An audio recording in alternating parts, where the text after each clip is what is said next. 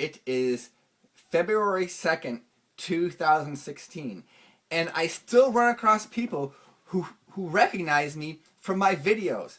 Two guys I know, haven't seen them in several years, ran across me the other day and they said, "Hey, we saw you on YouTube.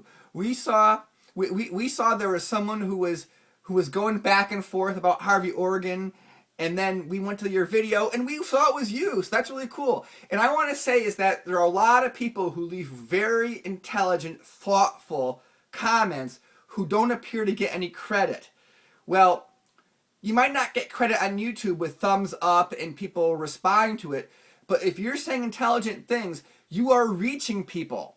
Because when I was doing this Harvey Oregon thing, trying to explain how he was wrong about his really crazy predictions about silver to 1,000, whatever, recently, or last year, or whatever, it felt like I was getting beat up and I wasn't getting any appreciation.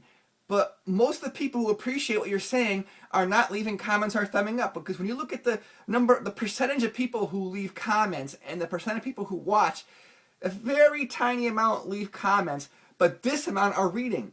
And the people who are reading, a huge chunk of them are taking seriously what your intelligent comments say. So I mean, it's kind of like you might not get your ego pumped up on YouTube, but if you are saying intelligent things in the comment section, you really are reaching people, because I come across people in real life who are grateful for the intelligent comments that they read. So I want to talk about gold now and Martin Armstrong's prediction. Of course, gold and silver are highly correlated, right? They're highly correlated. Gold and silver are highly correlated, which we all know. So I want to talk about Martin Armstrong's, like, quote, doomsday gold prediction. He predicted, like, next September we'd have a very low gold price, like not under 1,000, under 900, 800, dun dun dun. You know what I'm saying, in that range, and it didn't happen. Now, I'm not saying the floor of gold is in.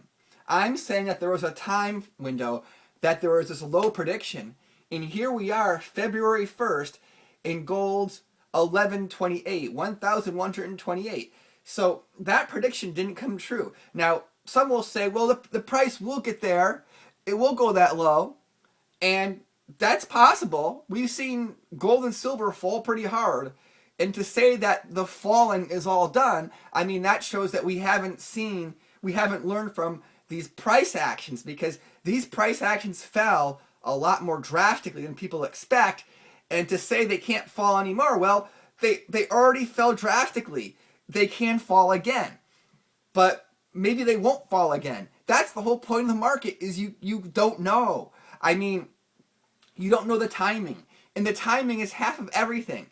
Because, I mean, if you're right, and then it's years later that you're right, then that didn't really help you. And then you might have actually gotten killed in the market. So I just got to say is that the timing is a huge part of it. Like the .com. I think everybody knew those internet companies were going to fail. But if you shorted those internet companies at the wrong time, you went bankrupt, right? So the timing is half of the call. So Martin Armstrong also said it wasn't a matter of opinion. It was a matter of fact, because his software programs were so good. But the software programs were written by people, not by, like, God. You know, I'm metaphorically speaking, of course, because I don't think God gets out there in a typewriter and types, you know, code. But I mean, I'm saying is metaphorically. I mean, yeah, that gold call was an off call. Now, he had made a string of good predictions, or he had posted a string of good predictions, because unless someone has a track record online of all their calls and the results of their calls, it's all anecdotal, right? I mean, anybody can make a lot of calls and say, see, I was right. But if someone gives you a spreadsheet or a list and say, these are my calls, and, you know, then you have a track record to go by. I know on YouTube, I listen to people and we have track records to listen, because I was wrong about things before. And when I'm wrong about things, I don't want to keep, you know, promoting bad information. So if I think something and I'm wrong, I just yank that sucker down off of YouTube. I'm not going to, you know, promote bad information when I find out it's wrong. So I've been wrong, of course, everybody knows that. I don't claim to be right about everything, but some of these people do, and anybody who claims to be right about everything, in my opinion, they're going to be wrong at the worst possible time. It's like a Murphy's Law of the market. So, I mean, what happens like with Martin Armstrong is he had several good calls, and a lot of people probably trusted those good calls, and maybe they shorted gold at the wrong time, and it's had this pop to 1128, and that's where it is.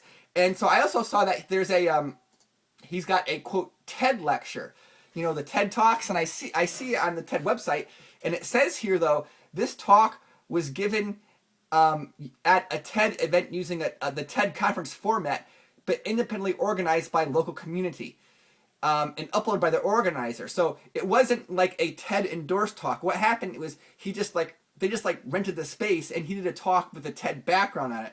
So I'm not saying that him doing that makes what he's saying less credible. I'm just saying that it's a TED talk when you're using the TED format, but it's not like a TED endorsed talk.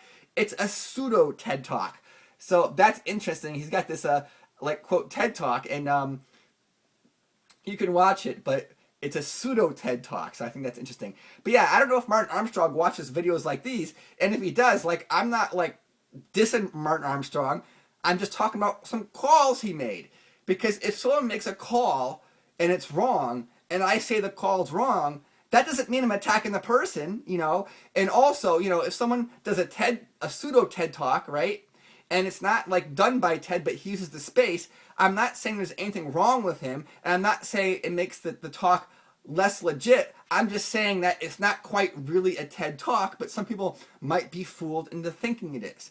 Okay, so that all being said, everybody be well, and I really welcome a clash of ideas where you can have a clash of ideas and still respect the people. We can argue about ideas, and that doesn't mean that doesn't mean we have to dislike people. It just means that we want to prove someone wrong if we think they're wrong. And if I'm proven wrong, well, then I'm wrong, and okay, I'm wrong. I've been wrong in the past, and I'll probably be wrong again. Thanks for watching, and be well.